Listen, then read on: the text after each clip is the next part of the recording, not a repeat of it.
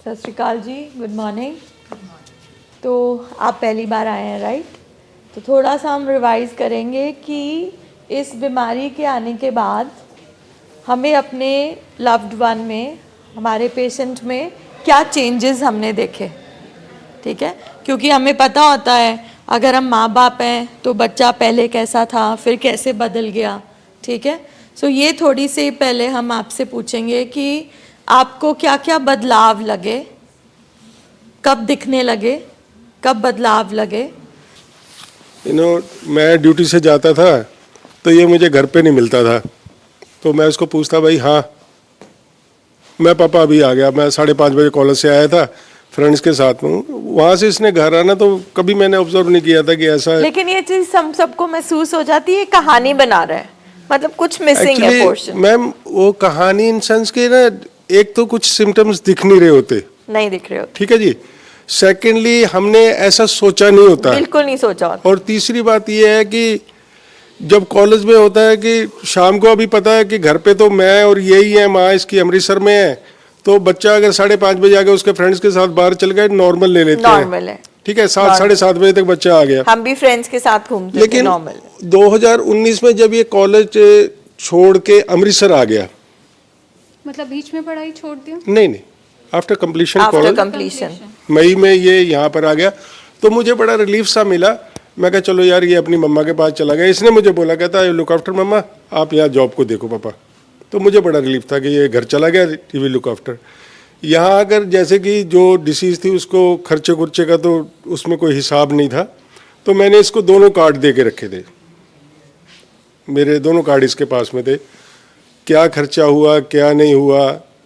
फिर इसने मुझे बोला, कहता पापा आप कार भी यहाँ छोड़ जाओ, कि मम्मा को रात को लेके जाना पड़ता मुझे, तो मैंने कार भी इसके यहीं छोड़ दी। 1 मिनट के लिए स्टॉप करूंगी, ठीक है?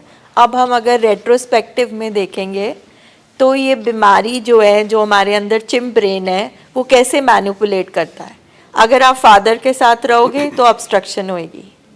घर में जो वो माँ है वो बीमार पड़ी है, उसने ना कुछ पूछना ना वो कुछ कर सकती, कार्ड आपके हाथ में आ गए, ठीक है? मतलब उस टाइम वो बेटा नहीं रहता ना, नहीं, और ड्यूटीफुल भी आप हो गए ना, आपने कहा मैं मम्मा को हाँ, ऊपर क्या दिखाया कि मैं लुक आफ्टर कर रहा हूँ, and I am so concern. मतलब दिस इज हाउ। अब अगर हम पीछे देखें तो हमें समझ में आता है, आज समझ में आता है, अब आता है। अभी उस वक्त क्या था, मैं वहाँ बिजी था, कि मुझे इसके ऊपर विश्वास बहुत था कि कोई बात नहीं, देख रहा है। उस ड्यूरेशन में ये कब स्टे हो गया आई डोंट नो।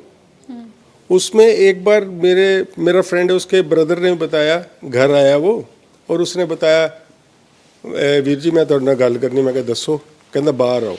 मैं उसके साथ बाहर चला गया, तो ये उसी टाइम बनेरे पे आके खड़ा हो गया नवीन। उसने मुझे साइड में जाके बोला, कहता वीर जी इनू मैं देखा फलानी फलानी थां दे उत्ते ना ये इंजैक्शन वगैरह लगांदे, मैं छड़ा भी यार।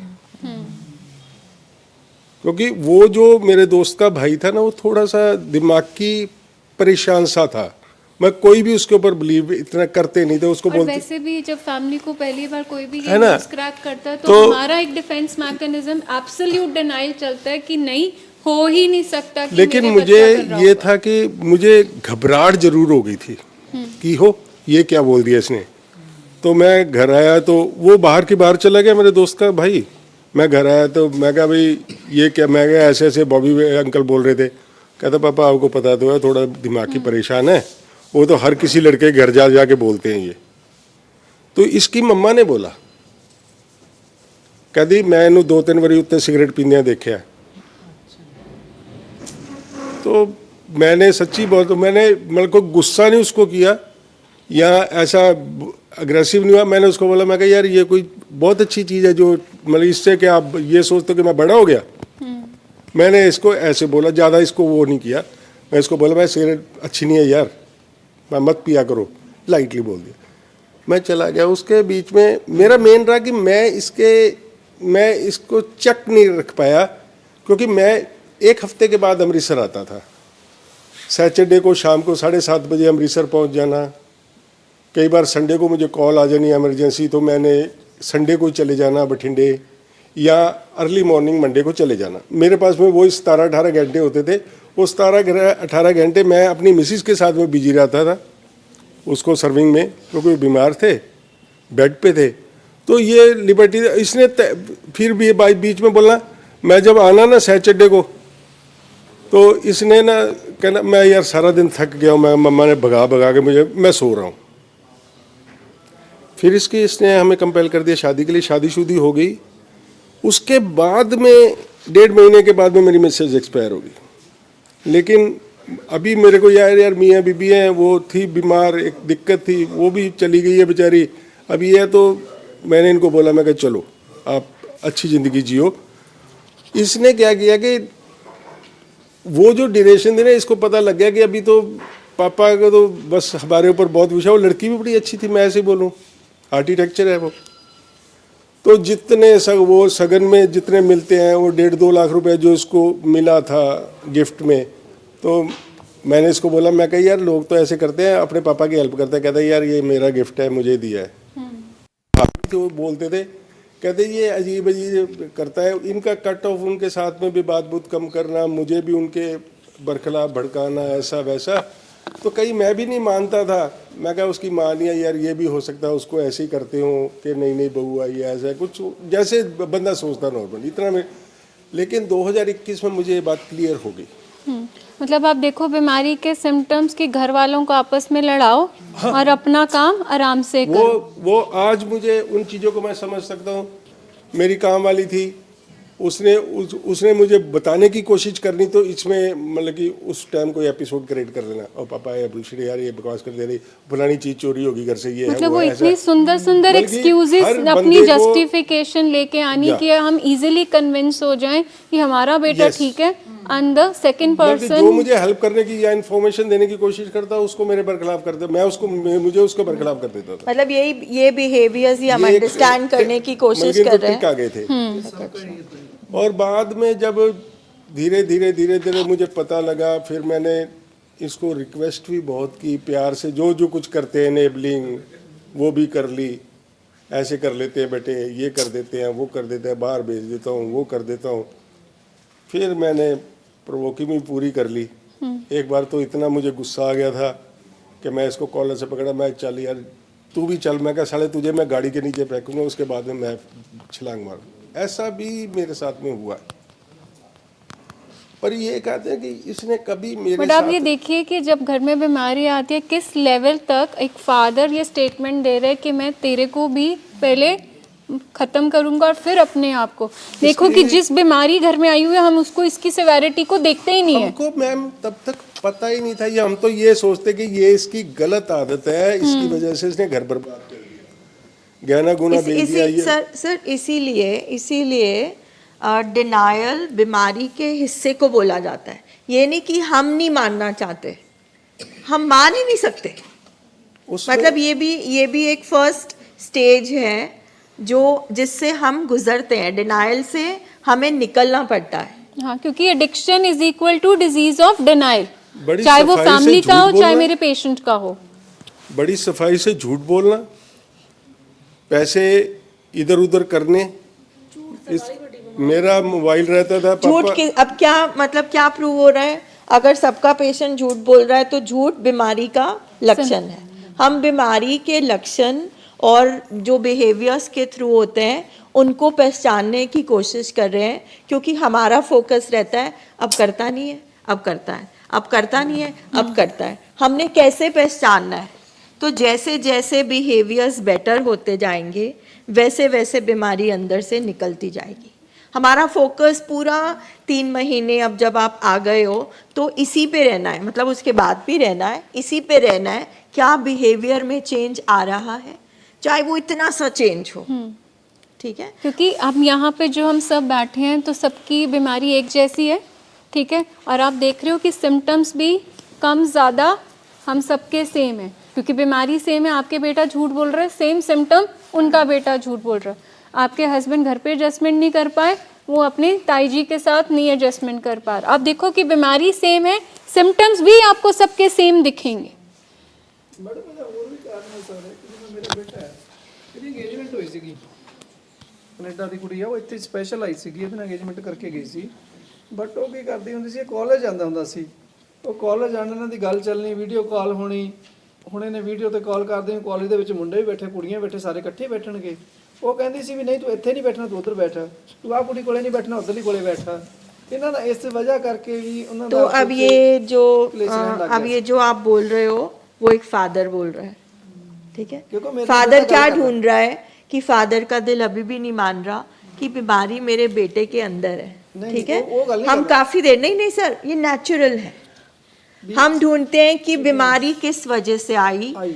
साइंस बोलती है, प्रोग्राम मॉडल बोलता है बीमारी आपके अंदर थी, क्योंकि लाइफ अंदर से बाहर जाती है, बाहर से अंदर नहीं आती है। अदरवाइज सबका एक ही कारण होता, या तो अगर एक का कारण है कि भाई इसकी बीवी छोड़ के चली गई तो नशा बढ़ गया। नो, नशा बढ़ता है क्योंकि बॉडी की टॉलरेंस बढ़ वो जाती है, छोड़ के नहीं गई। वो ऐड कर देते। नहीं कोई भी रीजन नहीं जो कारण ढूंढ रहे हैं ना हम जो सब। बताया उसने कि लाइक उस गर्ल को जो हिस्ट्री में उसने शेयर किया कि उसको पता लग चुका था कि वो नशा कर रहा है, और वो कहता मैंने बताया भी था उसको, पर जब गर्ल को एक्चुअली रियल पिक्चर सामने आई तो उसने स्टेटमेंट दिया कि मैं अपनी लाइफ एक नशेड़ी से थोड़ी कर लूँ। एक्चुअली वो छोड़ सकती थी ना, हाँ वो तो वो उनको छोड़ कहते सकती थी, हाँ, पेरेंट्स छोड़ नहीं सकते, इसलिए हम उसके साथ में हैं।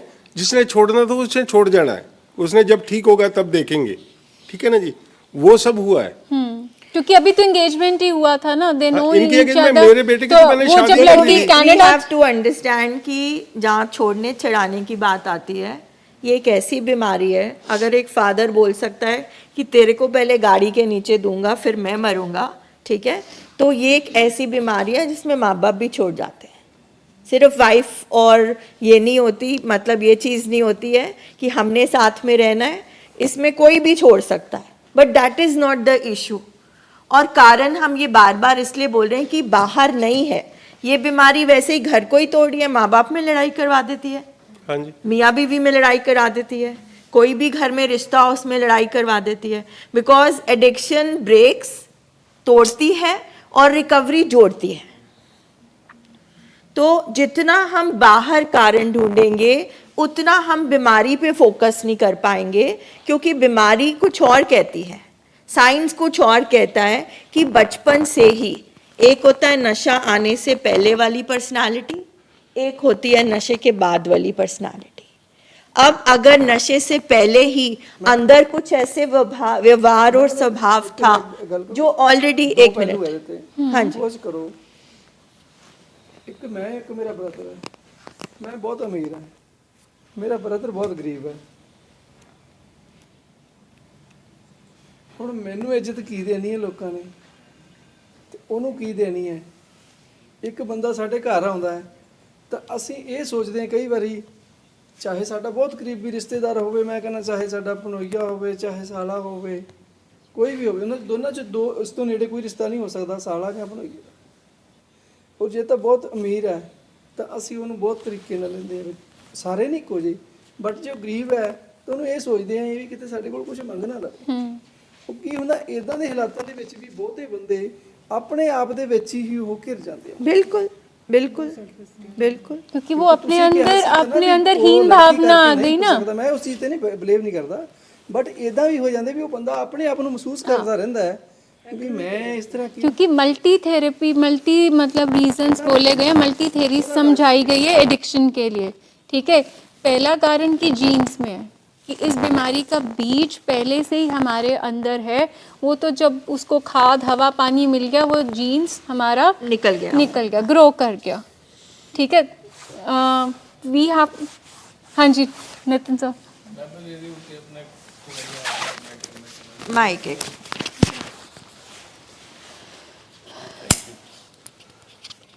ਜਿਹੜਾ ਕਿ ਆਪਣਾ ਪਰਸਨ ਇਹ ਕਹਿ ਰਿਹਾ ਆਪਣਾ ਉਹਦੇ ਵਿੱਚ ਕੋਈ ਕਮੀ ਹੋਵੇ, ਪੈਸੇ ਘੱਟ ਹੋਣ ਜ਼ਿਆਦਾ ਹੋਣ, ਉਹ ਕੋਈ ਵੀ ਪਰਸਨ ਹੋਵੇ, ਉਹ ਐਡਿਕਸ਼ਨ ਦੇ ਵਿੱਚ ਉਹ ਵੀ ਮਤਲਬ ਉਸ ਤਰੀਕੇ ਨਾਲ ਹੀ ਪਹੁੰਚ ਸਕਦਾ ਜੇਕਰ ਉਹਦੀ ਕੰਡੀਸ਼ਨ ਇਹ ਹੋਏ ਕਿ ਵੀ ਉਹਦੀ ਆਪਣਾ ਜੈਨੇਟਿਕ, वही बता रहे हैं। ਤੇ ਪਰਸਨੈਲਿਟੀ, ਇਹ ਤਿੰਨ ਚੀਜ਼ਾਂ ਉਹਦੇ ਵਿੱਚ ਕੰਬੀਨੇਸ਼ਨ ਦੇ ਵਿੱਚ ਹੋਏ ਤਾਂ ਹੀ ਉਹ ਆਪਣਾ ਐਡਿਕਸ਼ਨ 'ਚ ਪਹੁੰਚੂਗਾ। ਅਦਰਵਾਈਜ਼ ਸਾਰੀ ਦੁਨੀਆ ਦੇ ਵਿੱਚ ਇਹੋ ਜਿਹੇ ਆਪਣਾ ਕੰਬੀਨੇਸ਼ਨ ਚੱਲ ਰਿਹਾ ਹੈ ਜਿਹਦੇ ਵਿੱਚ ਕੋਈ ਇੱਕ ਪਰਸਨ ਸੌਖਾ ਹੈ, ਕੋਈ ਔਖਾ ਹੈ, पर वो सारे एडिक्शन च नहीं जा रहे। हाँ, अब आप देखिए कि अब जब कोई इंसान हम कह रहे हैं कि उसके अंदर लो सेल्फ एस्टीम है, जहाँ वो इंसान थोड़ा सा मतलब नहीं नहीं देखो चाहे बीमारी देखो गरीब में भी अमीर में भी है। यहाँ पे हमारा हाई प्रोफाइल पेशेंट भी बैठा है जो डॉक्टर भी रहे हैं, लॉयर भी रहे हैं, एडवोकेट भी हैं, ठीक है। हमारे पास वो भी पेशेंट्स हैं जो बिल्कुल basic average below average family से आए हुए हैं, एग्रीकल्चर बैकग्राउंड, जिन पे लीज पे काम चल रहा है। सो बीमारी वितकरा नहीं करती है, ठीक है। लो सेल्फ एस्टीम आ जाती है क्योंकि वो एक मेरा अपना परसेप्शन है जिसको मैं अब ठीक कर रहा हूँ, ठीक है। मेरे अंदर कमी है क्योंकि मेरे अंदर पैसे नहीं है, मेरे अंदर काट है, ठीक है, मेरे पास 2 गाड़ियाँ नहीं है, अब इसको मैं ठीक कर रहा हूँ अल्कोहल के साथ। तो उसके वाइस वर्सा अगर आप देख लीजिए, जो यहाँ पे मेरा पेशेंट जिसके पास जॉब भी है, घर भी है, सब कुछ है, वो भी इस कुर्सी पे बैठा। सो ये चीज़ अंडरस्टैंड करना है कि एडिक्शन की बीमारी है। जैसे कोई बीपी शुगर किसी को डिस्क्रिमिनेट नहीं करता, किसी को भी हो सकती है, उसी तरह एडिक्शन हाई पुअर लो क्लास मिडिल क्लास किसी को नहीं देखेगी। इस बात को इतना विस्तार में समझने की ज़रूरत इसलिए है कि आज अगर हमें कारण महसूस हो रहा है कि चलो इसका वीज़ा नहीं लगा, ठीक है, कल को कारण तो मरते दम तक कोई भी बन सकता है, कोई भी बन सकता है। तो कारण जिंदगी में हमेशा रहेंगे। हमारे पेशेंट को पेन मैनेजमेंट करना नहीं आता, हमारे पेशेंट को ज़िंदगी जीने के बल नहीं है, क्योंकि रिश्तों की प्रॉब्लम मरते दम तक चल सकती है, लाइफ में कल को कुछ भी हो सकता है। इसलिए कारण कभी बाहर नहीं ढूंढना। और जो ये हम कारण कह रहे हैं इसको हम कहते हैं कि ये कारण है परपेचुएटिंग फैक्टर्स। बीमारी थी, बीमारी तो बहुत पहले प्रेसिपिटेट मतलब बीमारी तो बहुत पहले ही पुंगर गई है। अब उस बीमारी को मेंटेन करके किसने रखा? वीज़ा नहीं लगा। बीमारी को मेंटेन करके नहीं रखा, आज जॉब चले गई। बीमारी को मेंटेन करके किसने रखा? मेरे माँ बाप से नहीं बनती। तो पहले बीज तो अंदर है, अब उसको मेंटेन, उसको आगे कैसे चला रहे हो? कारण कोई भी बन सकता है, डाइवोर्स हो गया जी, घर में किसी की डेथ होगी, ग्रीफ आ गया, वो जो चीज़ थी उसको आपने परपेचुएट किया, उसको मेंटेन कैसे करा, वो रीज़न कुछ भी दे सकते हैं। और अगर प्राइमरी इलनेस है, जन्मांध्रु है, तो फिर मरते दम तक बीज अंदर रहेगा। ये सारा का सारा जो प्रोग्राम है ये बस उसको बाहर निकलने से बचाएगा। बीज मरते दम तक अंदर रहेगा। हमारे पेशेंट का ब्रेन का कॉम्पोजिशन, उसका माइंडसेट इस तरह का है कि उसको ये ट्रेनिंग करके ही वो इस चीज़ से दूर रह सकता है। देखिए जो हमने कहा बीज हमारे अंदर था, ठीक है। अब बीज अगर मैं यहाँ पे लाके रख दूँ तो ये बीज पुंगरेगा? एक टेबल पे लाके मैं सीड्स रख दूँ, नहीं होगा। इसका मतलब उसको एक एनवायरनमेंट चाहिए, धूप चाहिए, पानी चाहिए, मिट्टी चाहिए। उसी तरह सीड उसके अंदर था। प्राइमरी जब हम कह रहे हैं कि बीमारी जीन्स में आई थी, अब उसको एनवायरनमेंट भी ऐसा मिला जिसको हम कहते हैं कि दोस्ता ने लाता, जहाँ वो घर वाले कहते हैं कि मेरे फादर भी तो ड्रिंक कर रहे थे, अब उस माहौल में उसको परमिशन मिल जाती है। जिसने घर में देखा है बचपन से कि फादर इज़ ड्रिंकिंग या स्मोक करते रहे हैं, तो उसको एनवायरनमेंट वैसे मिला। उसी तरह वो बीज को जब हवा पानी खाद मिली, चाहे दोस्तों से मिली, चाहे पेयर प्रेशर में मिली, चाहे आउट ऑफ एक्साइटमेंट उसने देखा, चाहे लॉस में मिली, चाहे किसी चीज़ में भी, वो बीज अब पुंगर गया। और हमारा इन्वायरमेंट, बहुत सारे पेशेंट हम वो भी डील कर रहे हैं, उनको भी ट्रीट कर रहे हैं जो सब्सटेंस वाले नशे में नहीं गए, ठीक है, मगर वो पूरा दिन पूजा पाठ करने वाला इन्वायरमेंट मिल गया, तो वो पूजा पाठ इतना एक्सट्रीम तक पहुंच गया कि अब वो बीमारी बन चुकी है। सो ये इन्वायरमेंट की बात कर रहे हैं कि हमारे पास अगर शराब के एडिक्शन वाले पेशेंट हैं तो हमारे पास वो भी हैं जिनको पूजा पाठ का नशा हो गया है।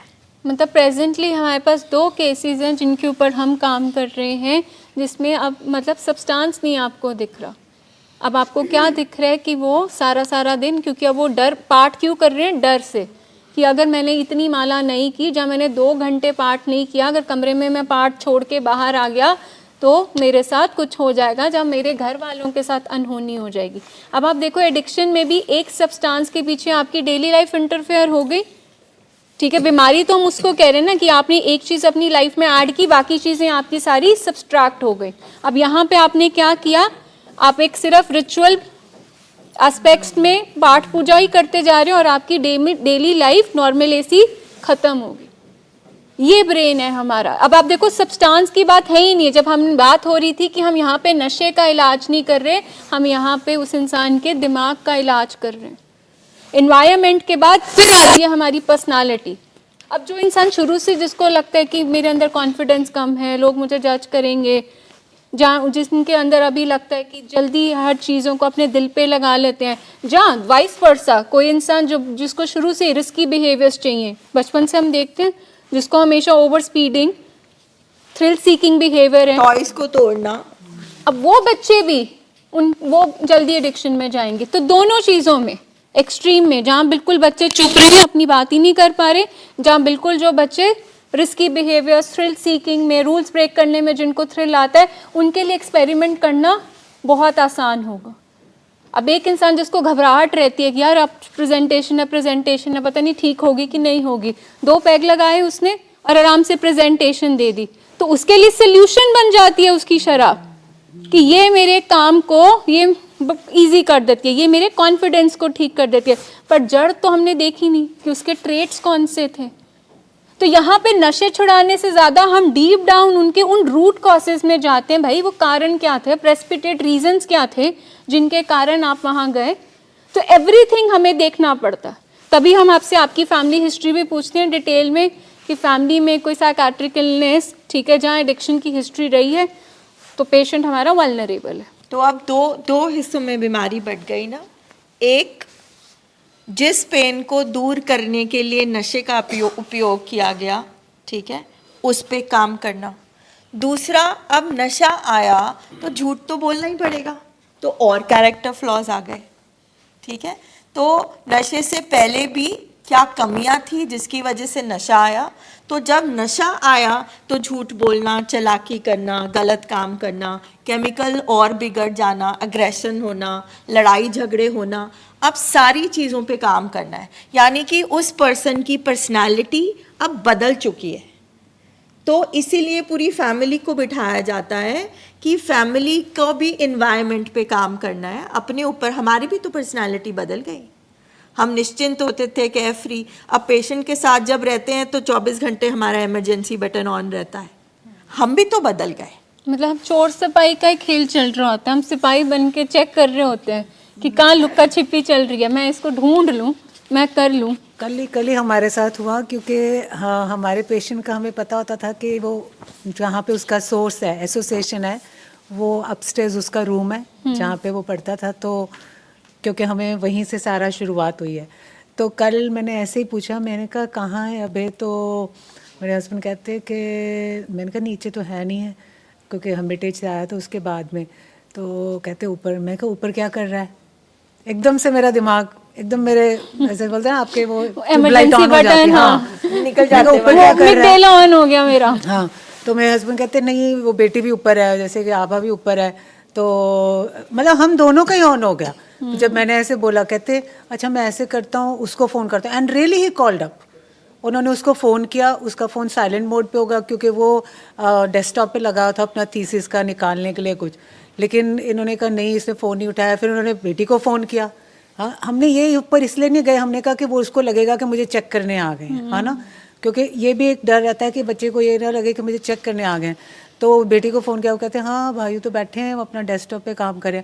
मतलब मैंने देखा कि इतना टाइम हो गया है, हमें दिख भी रहे हैं, चेंजेस भी दिख रहे हैं, लेकिन अभी भी जब वो कमरे में जाता है ना ऊपर वो रूम में, तो मेरे को एक पूरी रील पर पेशेंट से एक्सपेक्टेशन है कि वो जल्दी से सीखे, वो सब छोड़ दे। हम भूले ना भूले, वो छोड़ दे। देखो मैंने अभी रियलाइज़ किया, अभी बैठ के जब आपने बोला ना, मैं कहा कल हमने ये पूरा हमारे नीचे रूम में हमने एक पूरा किया, और हमने उसको डिस्कस नहीं किया। बाद में we should have discussed out कि हमने ये ठीक नहीं किया, लेकिन हम we were helpless, you can से।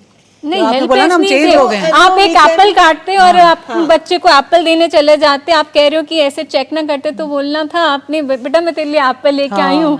This is how you are going to दूसरी बात, जैसे जैसे हम रिकवरी में ग्रो करते हैं, ये हमारा फियर है ना, ठीक है, ये हमारा फियर है, और हम इस रिकवरी में पेशेंट और फैमिली इकट्ठे काम कर रहे हैं, है ना। तो इस चीज़ को कि मेरा फियर आया जब हम शाम को रात को अपनी इन्वेंट्री करें या डेटा इंटरवेंशन करें, so we can always have a small meeting way we say कि आज मुझे ये लगा जब तुम ये कर रहे हो। सो वो मल्टीपर्पज़ चीज़ें सॉल्व करेगा। एक, आप अपने फियर पे काम कर पाओगे, आप कम्युनिकेट कर पाओगे। दूसरा, उसको भी चेक मिलेगा कि माय पेरेंट्स आर वॉचिंग, ठीक है, क्योंकि ये बीमारी के लिए कोई भी लूप होल्स नहीं हमने छोड़ने हैं। सो उससे आपकी बॉन्डिंग भी बेटर हो जाएगी और पेशेंट भी अंडरस्टैंड करेगा, yes family is also working on them. And third is कि लाइक अपने थॉट्स को चैलेंज करने में मज़ा आएगा कि there is always another perspective also. ये जो इमरजेंसी बटन हमेशा हमें वर्स्ट आउटकम दिखाता है कि कुछ गलत ही पक्का हो रहा है, तो जब आप बैठते हो अपने साथ तो यू कैन वापस वो retrospectively you can see that यार नहीं, मेरी थॉट का दूसरा पहलू भी है। Why always I see the negative frame only.